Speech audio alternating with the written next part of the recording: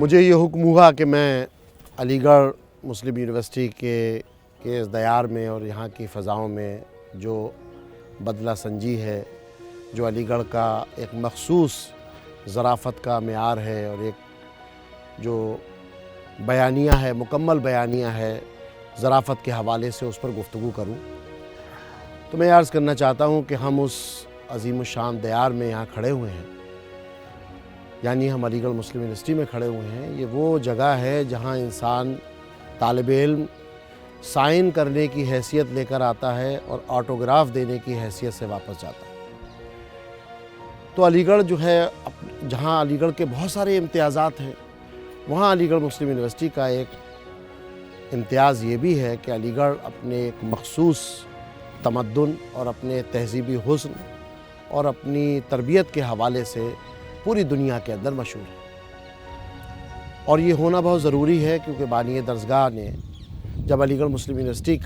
کی بنیاد جب تشکیل کا ارادہ کیا تھا، تو سر سید نے کہا تھا کہ میں تربیت کو مقدم سمجھتا ہوں تعلیم پر، اور وہ پورا جو ایک تربیت کا، تہذیب کا اور تہذیب کو پروکیور کرنے کا جو ایک پورا ڈسکورس ہے، وہ ابھی تک الحمدللہ اس علی گڑھ مسلم یونیورسٹی میں جاری و ساری ہے۔ اور اس کا ایک مخصوص حصہ یہ ہے کہ علی گڑھ مسلم یونیورسٹی کے طلباء کی ایک ایسے خاص ماحول میں تربیت کی جاتی ہے کہ اس کے اندر ایسا پرسنالٹی ڈیولپمنٹ اس کا اس طرح سے کیا جاتا ہے کہ وہ تعلیم کے ساتھ ساتھ اس کے اندر جو مجلسی گفتگو کرنے کا جو حسن ہے وہ دوبالا ہو جاتا ہے۔ اور یہ حقیقت ہے، اور اس میں جو سب سے بڑا ریزن اس کا جو ہے وہ یہ ہے کہ یہاں کی اقامت گاہیں اور یہاں کا ریزیڈینشیل کریکٹر۔ تو یہ جو ریزیڈینشیل کریکٹر ہے، یہ انسان کی زندگی کو اور اس کے پورے کریکٹر کو ایسا سیکل کر دیتا ہے کہ انسان کسی بھی مجلس میں گفتگو کرنے کے قابل ہو جاتا ہے۔ تو ہم یہ دیکھتے ہیں کہ طالب علمی کے زمانے سے لے کر اب تک، اور ہم نے یہ دیکھا کہ علی گڑھ مسلم یونیورسٹی میں جتنا ہم نے لٹریچر پڑھا، جتنا ہم نے طلباء کو دیکھا، محافل و مجالس میں ہم نے لوگوں کو دیکھا کہ کبھی کبھی ایسے جملے نکل جاتے ہیں طالب علموں کے منہ سے کہ اس کو بہت دنوں تک سوچنے پر مجبور ہوتا ہے، اور بہت دیر تک اور دنوں تک دلوں میں بشاشت اور فرحت محسوس ہوتی رہتی ہے۔ گفتگو چل رہی تھی، گفتگو میں کی بات آئی تو میں آپ سے عرض کروں کہ گفتگو جنہوں نے صاحب بتایا کہ صاحب ہمارے ہاں جو ہیں وہ سارے نام عالم پہ رکھے جاتے تھے۔ تو ان کے اچھا صاحب کیسے عالم پہ کیسے رکھے جاتے؟ انہوں نے بتایا کہ بھائی ہمارے جب دادا ہوئے تو ان کا نام عالم پہ، کسی نے بتایا کہ شاویز عالم رکھا گیا، تو ان کا کسی کا پرویز عالم رکھا گیا، کسی کا دریز عالم رکھا گیا۔ اب یہ پوتا جب ہوا، پرپوتا جب ہوا تو گھر میں مشورہ ہونے لگا تو کہ کیا نام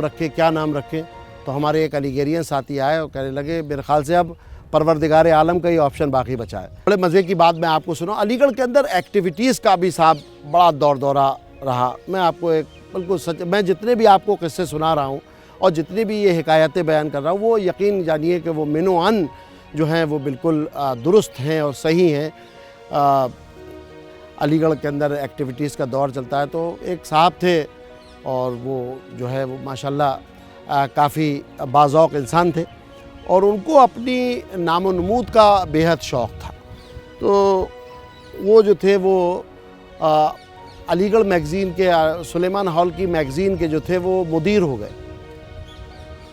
تو مدیر کا اگر بہت ہی جائز طریقہ دیکھیں تو مدیر کا صرف ایک ہی فوٹوگراف لگنا چاہیے، جو اس کے سر ورق کے بعد لگتا ہے۔ لیکن میں سمجھتا ہوں کہ جب اس میگزین کو، اس سال کی میگزین کو آپ دیکھیں گے تو انہوں نے پوری کوشش کی تھی کہ پالنے سے لے کر، چونکہ ان کی موت واقع نہیں ہو پائی تھی ورنہ وہ لحد تک کا فوٹو لگا دیتے، لیکن چونکہ وہ زندہ تھے اس لیے انہوں نے صرف غسل اور قبر میں تدفین ہونے تک کا فوٹو رہن دیے تھے، باقی سارے فوٹو لگا دیے۔ خیر صاحب ان کے فوٹو دیکھ کے کچھ سینئرز کو بہت تاؤ آیا، تو انہوں نے رات سحری میں، چونکہ عام طور پہ علی گڑھ کے اندر رت جگہ ہوتا ہے، تو سحری میں ان کا ایک پوسٹر تیار کیا، اور جو بیہودہ ٹائپ کی میگزینز ہوتی ہیں اس کا نام لکھ کر اس پہ لکھا کہ یہ اس میگزین کا سمپادک ہے، اور مختلف قسم کے اس کے اندر لکھا کہ یہ جو ہے وہ ریلوے کی سمپتی چرا کے بھاگ گئے ہیں، جو آدمی ان کو دیکھے وہ پرووسٹ کے حوالے کر دے۔ خیر بہت مختلف قسم کے جملے لکھے تھے۔ تو صاحب ہم بھی سحری کر کے پہنچے سحری کر کے پہنچے اور وہاں پر دیکھا کہ ایک جم غفیر طلباء کا جو ہے وہ پڑھ رہا ہے اس کو، اور سب لوگ ہنس رہے ہیں بری طریقے سے۔ تو اچانک اب میں کیا بتاؤں کہ میں اس بات کا چشمدید گواہ بھی خود ہوں اور میں راوی بھی خود ہوں، تو میں نے دیکھا کہ میری بغل میں وہ صاحب کھڑے تھے جن کے بارے میں یہ پوسٹر جو ہے وہ شائع ہوا تھا۔ تو میں نے بےحد ایک مصنوعی غصے کا اظہار کرتے ہوئے ان سے کہا کہ عزیزم تم فکر مت کرنا، تم دیکھنا کہ میں تمہارے ساتھ جو یہ ایکٹیویٹی کی گئی ہے میں کیسا اس لڑکے سے بدلہ لیتا ہوں، اور اس لڑکے کا نام بھی لیا کہ تم دیکھنا میں کیسا اس سے بدلہ لیتا ہوں۔ تو وہ جو صاحب جن کے بارے میں پوسٹر لگا ہوا تھا انہوں نے بےحد معصومیت کے ساتھ مجھ سے کہا کہ ٹھیک ہے آپ بدلہ ضرور لیں گے، مجھے آپ کی ذات سے پوری امید ہے کہ آپ بدلہ لیتے ہیں، لیکن اس کا جو اوریجنل کاپی ہے وہ آپ کے تکیے کے نیچے رکھی ہوئی ہے۔ تو یہ تمام جو قصے اور واقعات ہیں، میں آپ کو ایک بڑے مزیدار بات بتاتا ہوں۔ میرے دوست ہیں پروفیسر محب الحق صاحب، تو میں اور وہ جو ہیں وہ شوٹنگ وہ سیرت کمیٹی کے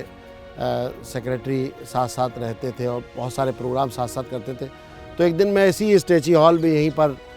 میں نے سنسکرت کی میرے عزیز تھے ان کی لکھی ہوئی میں نے ایک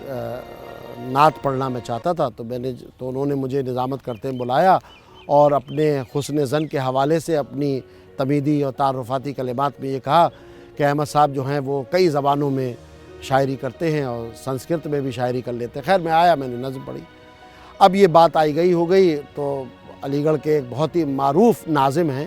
تو ان کے کان تک بھی یہ بات پہنچی۔ تو علی گڑھ مسلم یونیورسٹی میں سیرت پروگرام کا مشاعرہ ہو رہا تھا، میں بھی بحیثیت شاعر مدعو تھا۔ تو جیسے ہی مجھے ان معروف ناظم نے مجھے بلایا اور یہ کہا کہ اب وہ شاعر آپ کے سامنے تشریف لانے والے ہیں کہ جو سنسکرت تک میں شاعری کرتے، تو اس وقت جو اس مشاعرے کے کنوینر ناظم دینیات پروفیسر سعود عالم قاسمی صاحب تھے، انہوں نے ڈاکٹر محب الحق صاحب سے اشارہ کر کے کہا کہ یہ آپ کی جاری کی ہوئی بدعت ہے۔ اور اس کے بعد جتنے بھی آس پاس لوگ بیٹھے تھے تو یہ سمجھ لیجئے کہ اس محفل کا پھر عالم ہی نرالا ہو گیا۔ تو علی گڑھ مسلم یونیورسٹی میں نوحہ گر نہیں ہوں۔ علی گڑھ مسلم یونیورسٹی کے جو زوال پذیر جو قدرے ہیں، میں اس کا بالکل نوحہ گر نہیں ہونا چاہتا اور نہ مجھے ہونا چاہیے، کیونکہ مجھے پورا یقین ہے کہ علی گڑھ مسلم یونیورسٹی اپنے تعلیمی معیار، اپنے تہذیبی ورثے، اپنی تربیت، اپنی تمدن کے حوالے سے کل بھی زندہ تھی، آج بھی زندہ ہے، اور انشاءاللہ صبح قیامت تک اس علی گڑھ مسلم یونیورسٹی کی بہاریں من و عن ویسی رہیں گی۔ ہاں اس کے اندر کچھ کم و بیشی ہو سکتی ہے اور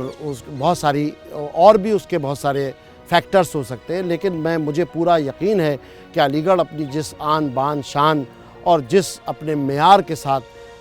تھا اور اسی معیار کے ساتھ اب بھی موجود ہے۔ ٹھیک ہے تغیرات ہوتے رہتے ہیں ادوار کے حوالے سے، لیکن علی گڑھ کی ظرافت اور علی گڑھ کی جو بدلہ سنجی ہے وہ ابھی بھی ویسے ہی دائم و قائم ہے۔ میں آپ کو ایک بات بتاؤں کہ ایک دفعہ کا موقع ہے کہ یہاں پر بہت سارے لوگ پڑھتے ہیں، اس میں علماء بھی پڑھنے کے لیے آتے ہیں، تو ایک عالم دین بھی یہاں پڑھنے کے لیے آئے۔ تو ہمارے ایک دوست ہمارے ساتھ تھے، ان کے ساتھ ایک اور لڑکا بھی موجود تھا جو یونیورسٹی میں کافی شرارتیں وغیرہ کرتا تھا، اور وہ تھوڑے سے اپنے کلر کے حوالے سے تھوڑے سے کثیف ان کا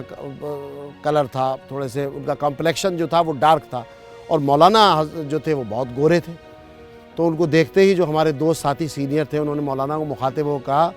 کہ مولانا اچھا ماشاءاللہ یہ بہت اچھی بات ہے، آپ اپنے ظاہر کے ساتھ ساتھ اپنا باطن بھی ساتھ لے کے چلتے۔ تو یہ سب جملے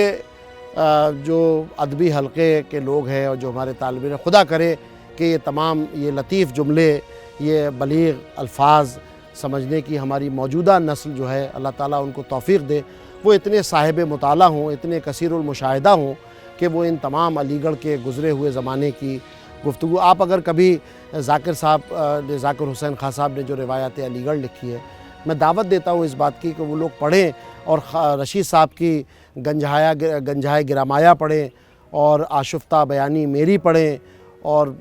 بہت ساری کتابیں روایات علی گڑھ کے حوالے سے لکھی گئی ہے۔ آپ یقین جانیے کہ